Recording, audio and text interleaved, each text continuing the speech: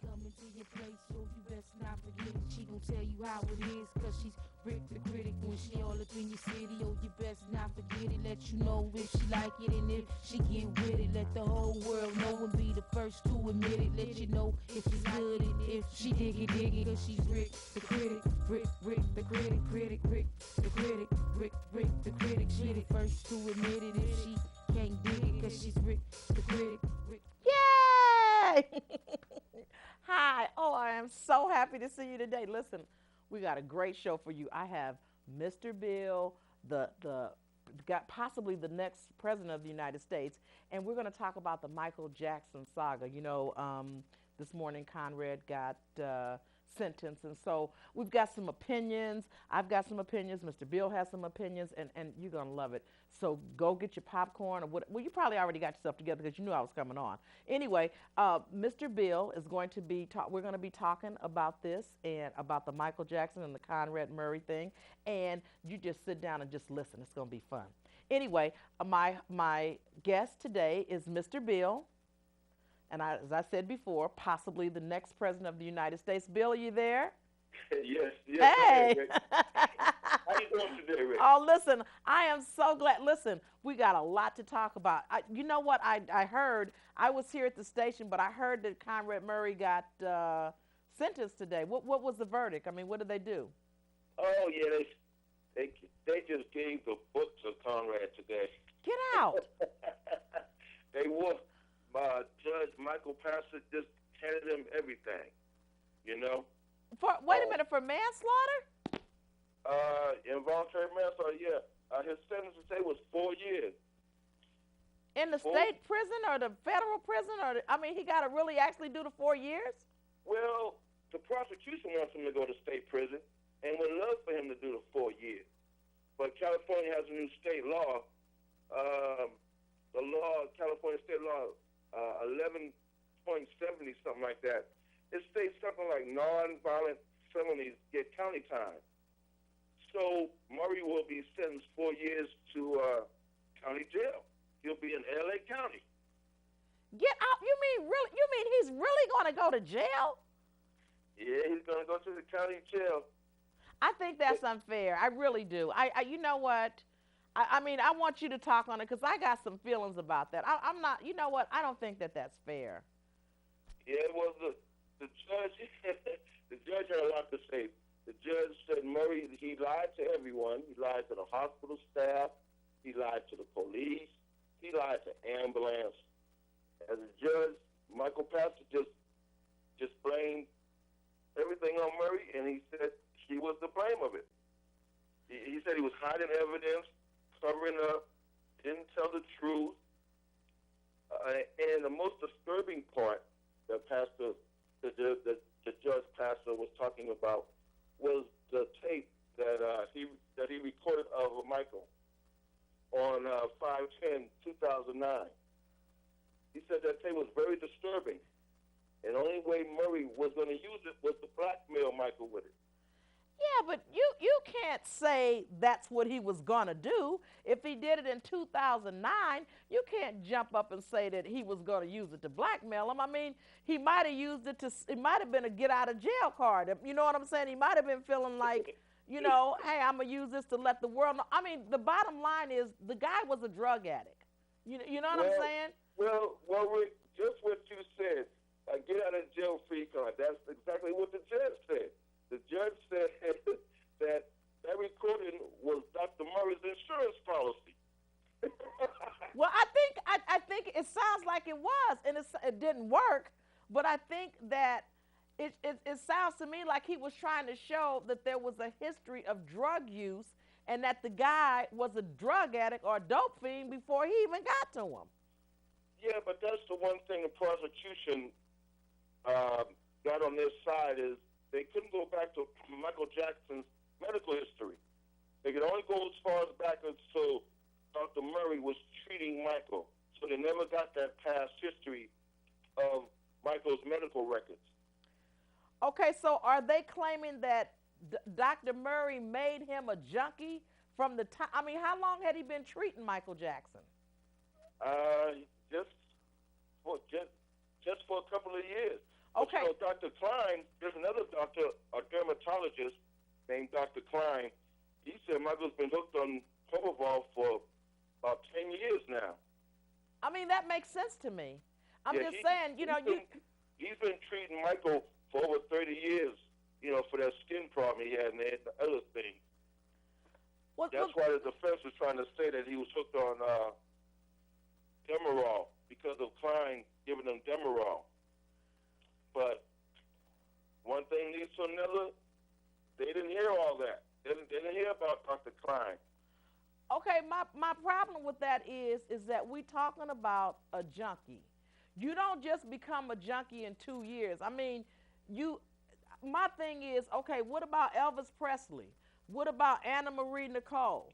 What about Marilyn Monroe? What about, you know, all these other actors and actresses and entertainers that have dropped dead from drug overdoses that their doctors, you know, on prescription medicine?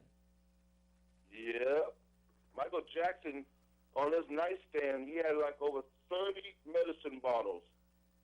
And all on of his them? nightstand with all different kind of names. He had like over 29 aliases names. He had medicine in his security name, in his assistant's name, in his maid's name, and then he would mix and match those names. I mean, he had all kind of medicine on the side of his bed, but we never heard nothing about that neither. Okay, so my point is okay, what about the pharmacy? If you go after the doctor, what about the pharmacy? What about the doctors that wrote the prescriptions? That's going to be another whole talk show, Rick. Huh? That's going to be another whole talk show. I mean, absolutely. I mean, the pharmacy. Let me tell you about the pharmacy. The pharmacy. That's where he got all his medicine from one pharmacy. He had a bill, a pass-through bill of over $100,000 from the same pharmacy. We never heard nothing about that neither. All we heard about is all the bottles of propofol that Dr. Murray ordered. Okay, but all the other stuff, I mean, he's been using this.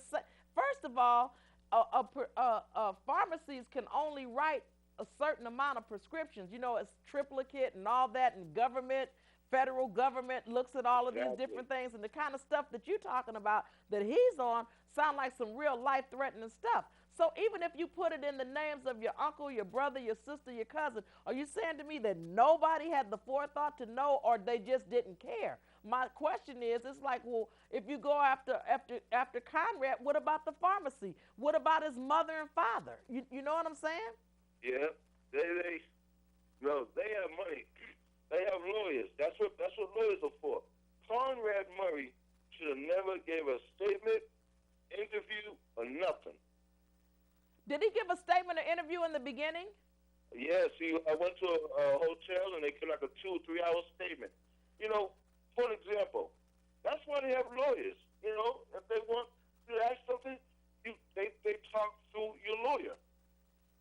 The bottom line is if they asking you questions, they need answers. So if you just sit there and just be quiet and say you have nothing to say and you waiting on your attorney, they really don't have anything to go on. They don't have nothing to go on. So he really pretty much kind of hung himself by talking. That's right. Most people think that, that you have to talk to the police. You have to give in an interview. No, that's why they have lawyers. For example, way back in the day, 12, 15 years ago, the John Bonet case. She was missing out of her house. Police could never talk to their parents, couldn't get an interview, couldn't do nothing because they had lawyers. They had connections. Well, what was Conrad Murray doing with the $150 that he got every month? I mean, he sounded like he didn't have a good lawyer. That's a very good point. The $150,000 that the prosecution said this was the reason why he was doing it. He was a greedy doctor. The $150,000. Come to find out in court, on the stand, the owner of AEG said they never cut Conrad Murray a check. He never got $150,000. That was a contract intended was supposed to be signed by all parties. Right. All parties wasn't signed the contract. So Conrad never got the money. That makes sense to me. He never got 150,000. All of that makes sense to me. But see, Yeah, again, we only hear certain parts of the. You know what I'm saying? We yeah. only hear The prosecution puts a spin on it, just like the defense puts a spin on it. I mean, really. Now, so, and my point is, and then that was my thought. It's like, okay, 150,000. If you got 150,000, you clearly got a good defense attorneys. I mean, more than one. I mean, the guy. I mean, the people that represented him were just nothing. I mean, this No, is he has some good lawyers. Flanagan, he's a good lawyer out of Los Angeles, and he dealt with a Purple case before and won. But his lead attorney, he's from Houston. He's not out of LA. He's from Houston, but he's supposed to be a nice, reputable attorney too. Yeah, he needed Johnny Cochran. He needed to dig him up and bring him out. Cause see, let me tell you something. You want the dream team, huh? Okay, he really needed a dream team. There's no way that I would have trusted it. As far as I'm concerned, they didn't do him any justice because all of these things that we're talking about that came into evidence, I know if you're saying that they couldn't go back any further than 2 years, I know it had to be some evidence within those 2 years that he could have used to save him. Oh, yeah. Michael was so thin. He's been on drugs for a while. He's so thin. They even said that when he was on Correction for the tour. Right. He was wearing like 2, 3 pants, 4 or 5 shirts, and he was still freezing and chilling up. And I mean, he was probably going through withdrawals or some kind of problems then. Absolutely. Yeah. Absolutely. I mean, someone had to go down. This is Michael Jackson, the king of pop, rich, icon, whatever you want to call him. You know what I'm saying? He was the man making the music, but someone had to fall for it. You just couldn't put a not guilty on this. Someone had to go down. They had to go down big, and it was Conrad Murray. He was in the driver's seat. Okay, now what do you think? Because maybe maybe it's just me, but what are you thinking about his parents? I'm just saying. Now, I hear people, in fact, I was talking to one of the guys at the station today, and he was talking about Joe Jackson, how he was so, how he robbed Michael of his childhood and all that. And I'm really a little tired of that because my thing is this. He would not have become the king of pop if his father hadn't have stayed on him. The thing is that when Joe Jackson had him, he wasn't doing drugs. Joe Jackson was on him like a son and making an icon out of him. Right. So when he made an icon out of him, then the other people came and then they got him and snatched him away. And then their thing is like, well, you could do whatever you want to do as long as you're making money for us. You know what I'm saying? I got to believe that Joe Jackson as a father and Catherine as a mother, I believe his parents, if he would have stayed up under them, I think that, you know what I'm saying, he might not have been such a bigger icon, but I think that his life would have been more in perspective. You know what I'm saying? Yeah. And even when we talk about the molestation, you know what I'm saying? Now people want to, and I'm not saying I'm not Michael Jackson bashing. I'm not doing that. But the truth of the matter are the facts are the facts. You know what I'm saying? We're talking about a pedophile and we're talking about a dope fiend. So to make this thing so glorious, it's mind-boggling to me. It's mind-boggling how you just come in and say, this guy from 2 years ago up until now, I mean, before he met Conrad Murray, he was a saint. He was not a pedophile. He had no issues, and he wasn't on drugs. That's what they want us to believe. Right. It's crazy. I mean, there's a lot of questions that need to be answered. A lot. Number one, why wasn't his family in his life? Why did they take him to intervention? Yeah. I mean, I don't understand it. Why Michael Jackson didn't have no phones in his house? He had no phones? No phones in the house. He had the house was rented or leased by AEG, the production company, for Michael and his family. 14,000 square foot home. No phones in the house. Okay, no so phones. how was Conrad supposed to So how was Conrad supposed to call the doctor and stuff? The ambulance. I don't get it. Well, everyone had cell phones. Conrad Murray had two. Okay. Well, listen. Hold on a minute, you guys. We're gonna take a station break, Mr. Bill. We're gonna come right back. You guys All right. go get your popcorn, get your water, whatever it is that you need to get. Go get it. Go to the bathroom and come on back, and we'll see you in a few minutes.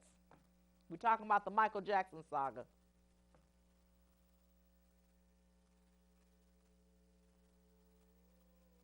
It is about balancing our choices between the gray of the concrete jungle and the stunning beauty of the real one. Between a stoic facade of granite and the fury of the canyon. Between deafness and the presence of breathtaking music. Between blindness and blinding beauty.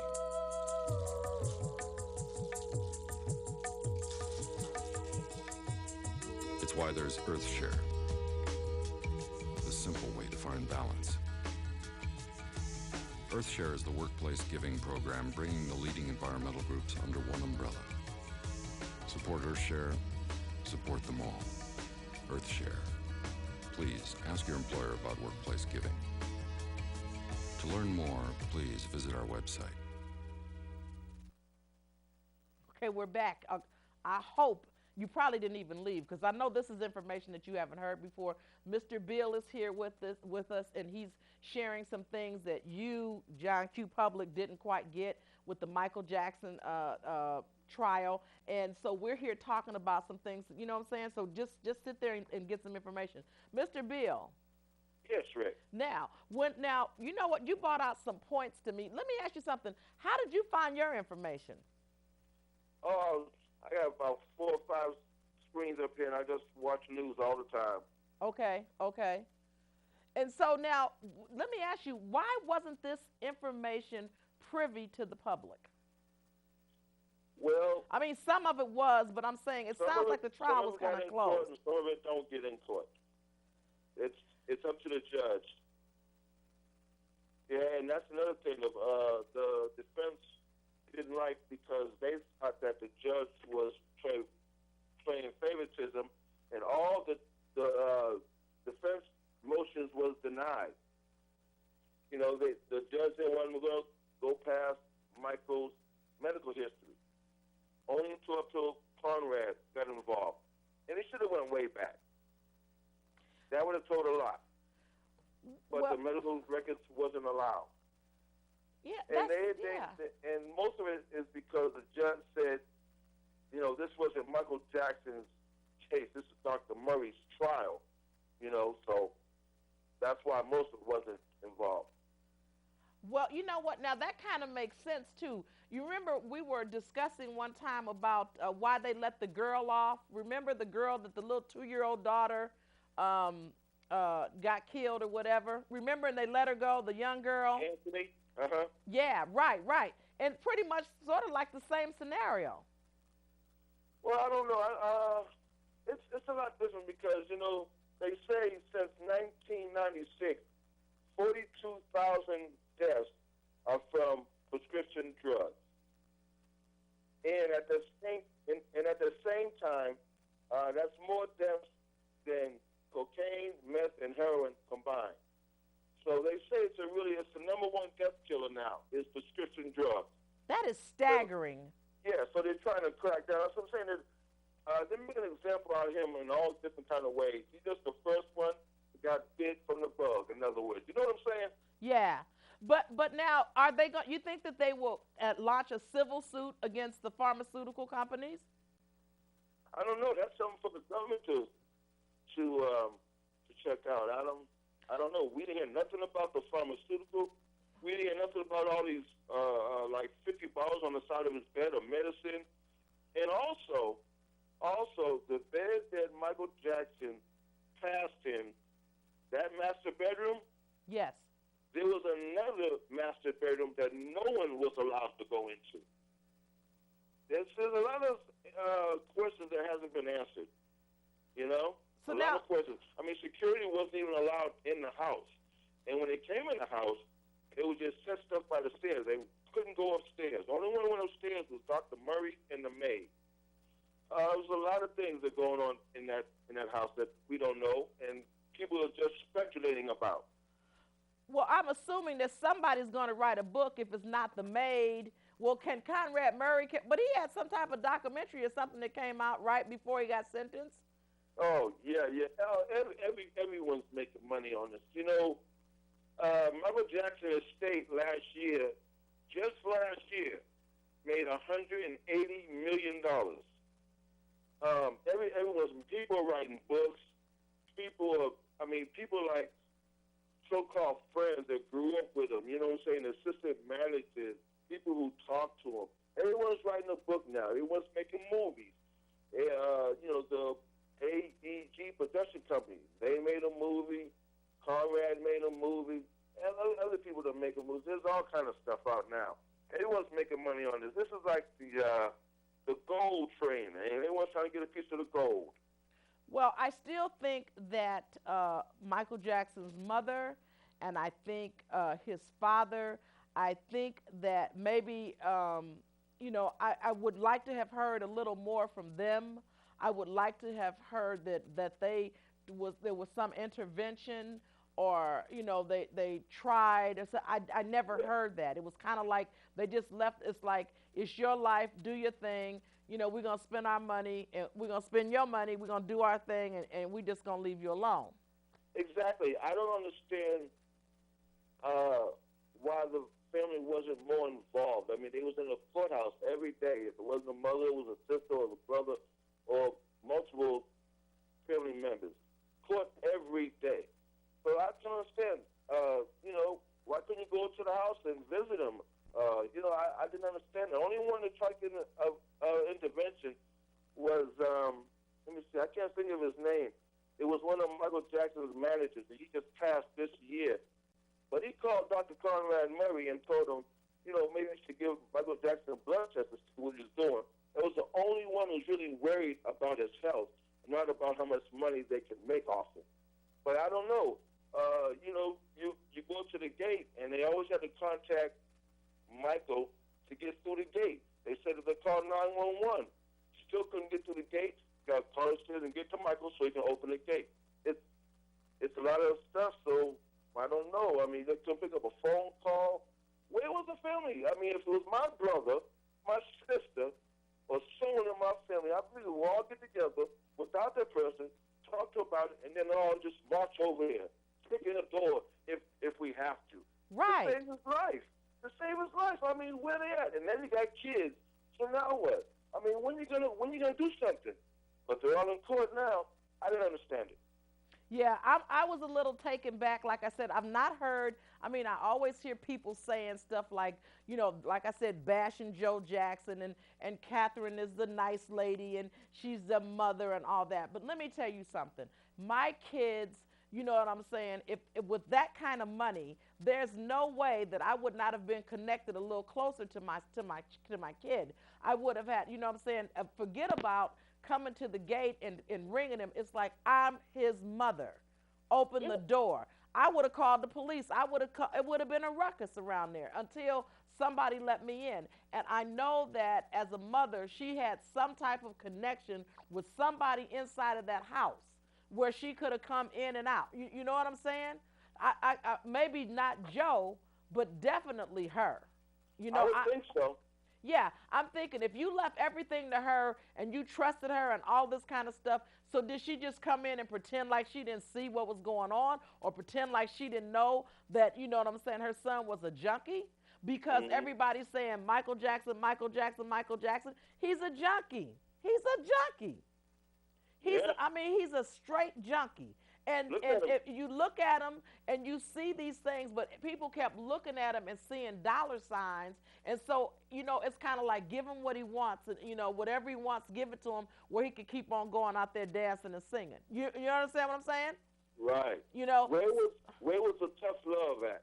I mean, we know he's magical with the music and the dance and all that stuff. But reality is he was on drugs. Let's face it.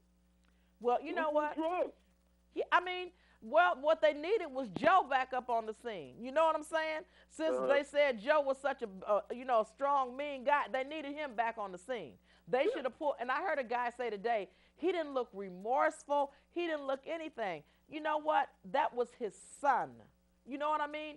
That was the person that he saw as a little baby. He saw potential in Janet, and he saw potential in Michael, and that's where he put his efforts into. He put his efforts into all of them, but in each of your kids, you can see certain things in them, and those are the things that you cultivate, and that's what he did. You know what I'm saying? What he did was give what he had to them. He doesn't have to cry. We don't know what he's going through. I can't imagine any father, having a son and not feeling any kind of being distraught about it. Because we don't see it publicly does not necessarily mean the man is cast of iron. Yes, he might have been hurt, but I believe the same, whatever he was putting on him then a long time ago, if they would have opened the doors and let him get to his son, I believe that man would have gotten there and got things together. Yeah. That's just my take on it. Listen, Mr. And Bill. They want some restitution for this. Yeah. They want Carter and Murray to pay $100 billion in restitution. Where's he going to get it from? Wait a minute. And they want him to pay for the funeral, and that was $1.8 million. And where did they want him to get it from? He didn't even get the $150,000 a month. Where they want him to get it from?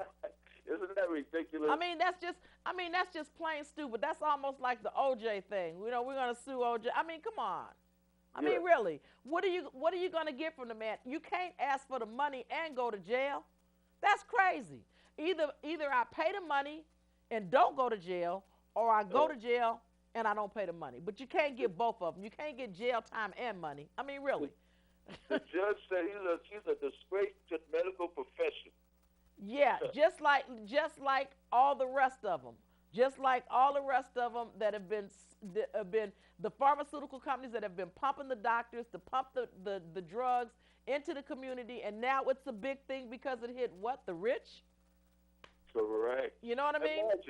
Imagine if this was somebody else, they'd probably be in malpractice court. You wouldn't even hear about it. Matter of fact, if this happened in the hospital and someone passed, you probably wouldn't hear about it. Even if it was a mistake.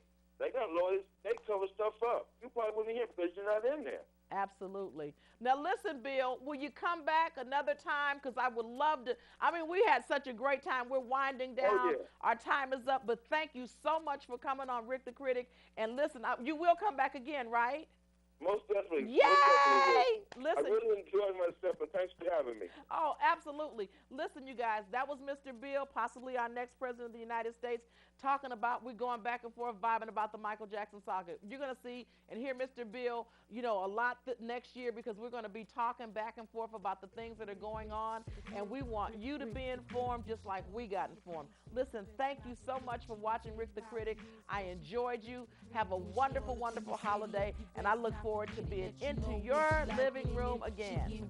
Let the whole world know and be the first to admit it. Let you know if it's good and if she dig it, cause she's Rick the Critic, Rick the Critic, Rick the Critic, Rick the Critic. She the first to admit it if she can't dig it, cause she's Rick the Critic, Rick the Critic, Rick the Critic, Rick the Critic, Rick.